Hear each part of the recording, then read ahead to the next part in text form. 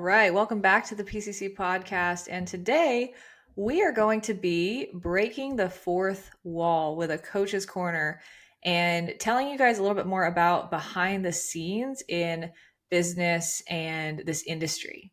So, this is honestly for you if you've ever gotten off of a consult call with a coach and felt pressured or confused or like something didn't sit right. Like this episode is going to be for you, and we're going to just be breaking down like what have we learned in our collective 18 years in this industry of business and selling, and the do's and the don'ts, and really the red flags that you need to be aware of to run away from, and what you should be looking for in a coaching relationship or even just a initial consultation call.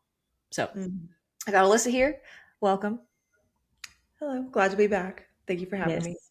And the reason I have you here is why don't you tell the listener about your background in sales, so that they can kind of understand where you're coming from as well.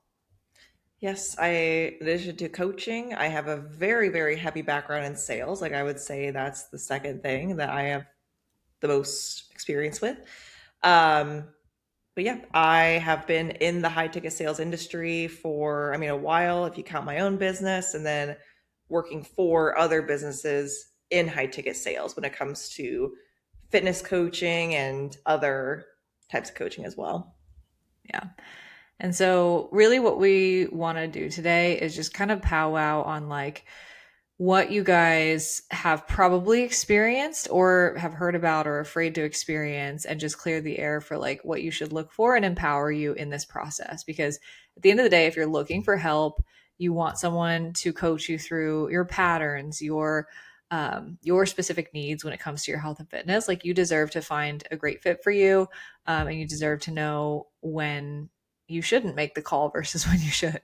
So, really, over the past, I think you in the last episode, Alyssa said you started online coaching in 2020, right?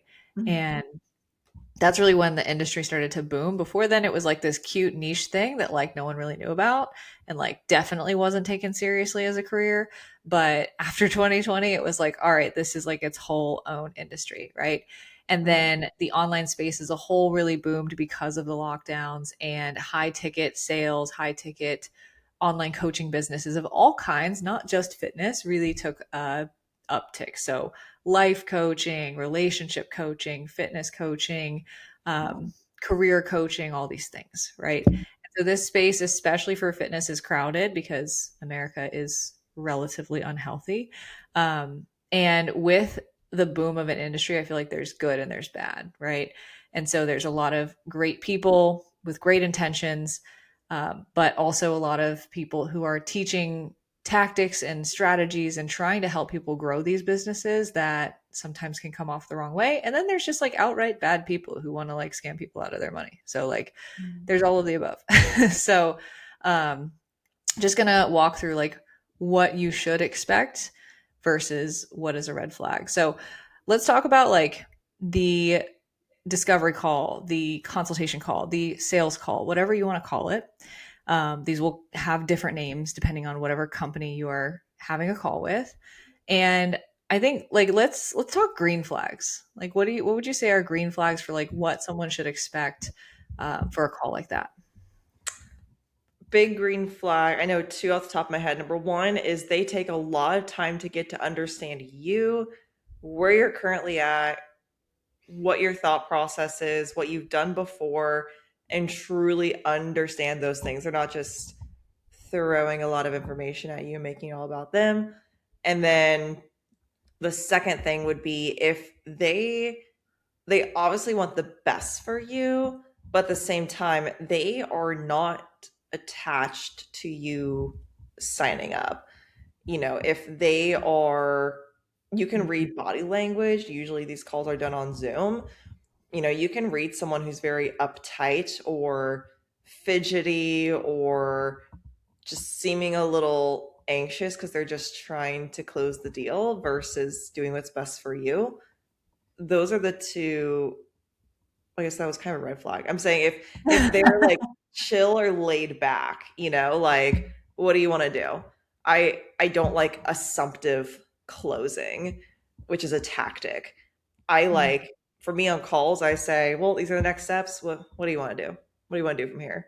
You know, if it's your decision and they're not assuming or pushing you into a decision, that's a big green flag if they're not pushing you into a decision. Yeah, absolutely. And it's like I'm trying to find ways to like make this more tangible for like a listener to kind of like pick up on, because obviously a lot of it Mhm. is like it's like nuances, body language, like this gut feeling, right? But sometimes for example, I think a green flag at a certain point is challenging people in their Mhm. beliefs, but in a particular way, right? Like I think I've heard of experiences, and like this is literally people will come on to a discovery call with me and they'll be like, "Yeah, the last coach I talked to was telling me like, wow, like what does that mean about you if you're not willing to invest in yourself?" And I'm like, "Oh god, like that's not what I mean by challenging people." More like what's making the decision right now, like what's actually best for you, or fear. Because I think on the last podcast you and I were talking about like uh, perfectionists especially are afraid of the unknown, afraid of failure. Mhm. And so like, are we making a decision from a place of fear, or are we making a decision from a place of alignment and trust and knowing that the next step is, has clearly laid out for what you are expecting, and if that's in alignment with what you know you need, right? Sometimes fear is really strong, especially after a bad experience or when you don't trust yourself to follow through.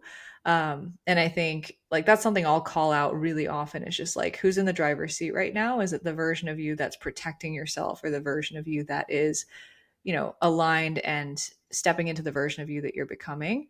And so there's room for you to be challenged. And that's what I think a green flag is, like you're uncomfortable, but not in this like weird pressure way, because Mhm. there should be tension and discomfort when it comes to making a decision for yourself. I think Alyssa, you said when you invested in that mentor, when you were like, I had $300 in my bank account, I was door dashing full time, I didn't have any savings, like, and I paid $6,000 for this mentorship. Like, were you comfortable or were you afraid? I was so afraid. Oh my God. I was 19. I didn't have any money or access to credit. I couldn't do anything. I was terrified. I found my text to him after the call about Oh me my trying to god. figure out how to come up with the money the other day. And it was so funny seeing myself do that. So I was Yeah. terrified. Yeah. So it's like you were uncomfortable though, right? And it's like, but it wasn't, I'm assuming it wasn't in a discomfort of, this person is going to be angry with me if I don't move forward with this. It's more like a pull versus a push, maybe. It's when you can tell the other person truly believes in you. It's Mm, not they're pushing you into it, but it's they're on the other side. They're like, I'm telling you this because I believe in you. yeah. Yeah. So I guess like when it comes to advice for our listener, like how how would you encourage them to like trust their gut feeling, but like know that their gut feeling is pointing them in the right direction? It can be tough, especially if you're on the other side and you don't have experience in the sales industry in that way, because I think it's really easy to confuse that discomfort with a bad thing, Yeah. of like, I need to run away. So I think, first of all, I always say, I never personally, I never get on a sales call unless I know I'm buying. That I will say that. Like, do your research before, know what you are looking for, and like know all those factors beforehand, I would say. That way you know, is it what I'm looking for logistically, or is it just me going through these feelings, you know? Mhm. Um, so yeah, that's the first thing I would say. And then you said advice to them on the call, right? Was the Mhm. original question. Yeah, like how to know if that gut feeling is like the right feeling, you know? If it's scary and exciting, like if you can see Mhm. the possibilities, if you know it's something that would help you, and if you know it's something that would put you in a better place if you did do it, maybe it's just scary to invest in yourself. And if you do feel nervous or scared, like think of it and think of it out loud. And don't be afraid to talk to the other person, the salesperson, whoever, what you're feeling. Be open and honest and say, I feel guilty for spending money on myself or whatever's going through your head. So really sit with those thoughts in the moment. You don't need to rush, slow down Yeah. and think, is this thing, money aside, all of that, is this going to help me achieve what I want to achieve? Get clear on that first. Yeah. 100%. Okay, let me challenge you on one more thing because Mhm. you said something that I was like, okay, I agree. Like, I pretty much do this because I've been in this industry for a while. I've been on a lot of sales calls. Like, I know what's coming. It's like, I'm not going to get on that unless I know I'm going to buy. But our demographic is a chronic overthinker. So, Mhm. like, they might never know if they're going to buy. So, how do you advise that, especially like the people that listen to this and the people that we work with, like how do you encourage them to not stay stuck in thinking or pushing off having a call for clarity's sake?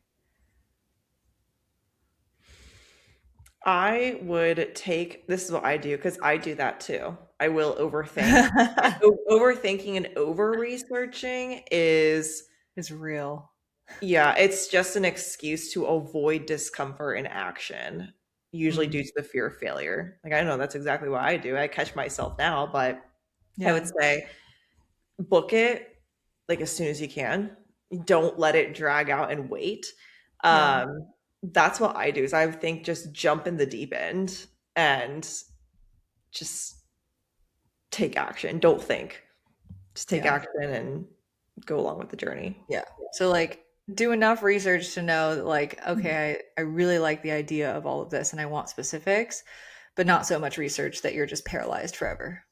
Oh, exactly. Yeah, you don't, yeah, that's a better way to say it. You don't want to like go in the depths of everything. I usually will talk to like one or two clients that they've worked with like on like in the background. I'm like, "Hey, what was your experience?" And then understand what the company's about and the feel of them. So Yeah. I know who they are in a way. Yeah. Love it. Okay, what about red flags? What would you say are like big red flags? We've kind of covered some of them in like the overlaps, but Yeah. what comes like top of mind? Again, I don't like assuming when they assume that you're going to sign up or when they are talking more than listening. I think Mm, it's big. And I will say, because I know for a lot of, because I primarily do calls for type A people, very hard personalities.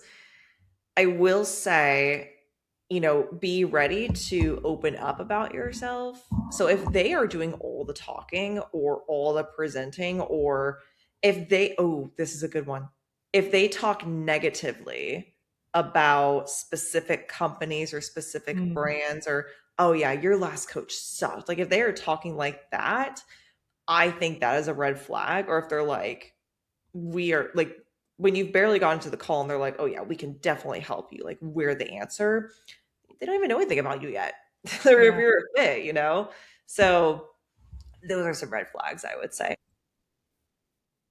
I would say for the most part, urgency pressure is a red flag. So like not only assuming that you're going to sign up, but even if they don't assume, it's like if there's like a really big incentive of like you have to decide right now and if you don't there's some kind of shame-based language or like why don't you care about yourself? Like why won't you invest in yourself? Like there's a difference between like challenging unhelpful beliefs and just blatantly shaming someone, right? So it's like if it feels selfish to spend money on myself, like, well, I could definitely challenge that because what's going to happen if you continue to put yourself last, right? And at the end of the day, we know that those consequences are terrible too. So make the choice from there. What weighs heavier for you, right? That's a challenge. That could be uncomfortable. That could be like an identity shifting moment right there that's like extremely heavy and uncomfortable for someone, but it's also not necessarily a bad thing versus well, you're just being a piece of shit, I guess. Like, I don't know. I can just imagine what some people who lack emotional regulation conducting these calls might say. And I will say, like, I always like to disclaim, like, I'm not perfect. Like, I've definitely had moments where I've gotten off a call and been like, I definitely tried to use a tactic too hard and it didn't come off right. And like, I knew, yeah, I didn't actually meet the person where they were at. And like, that's embarrassing to like admit because like, that's the last thing that I want to do. But it's like, it's, we are in business in this industry. And it's like, sometimes the pressure gets to you every now and again. But I think the biggest thing is like awareness, course correcting on that, and not letting that become a pattern. Right. And like, so I think for me, um, it's kind of like I've been there, done that. It's like I've followed scripts, I've done the bro, word tracks and things like that. And it only gets you so far. All right. Well, thank you, Alyssa, for doing this episode with me as well. Thank you guys for listening. I hope you got something from this, learned a little bit more about the behind the scenes of this industry, and can be a more conscious consumer in this industry moving forward. And we'll see you back here for the next episode.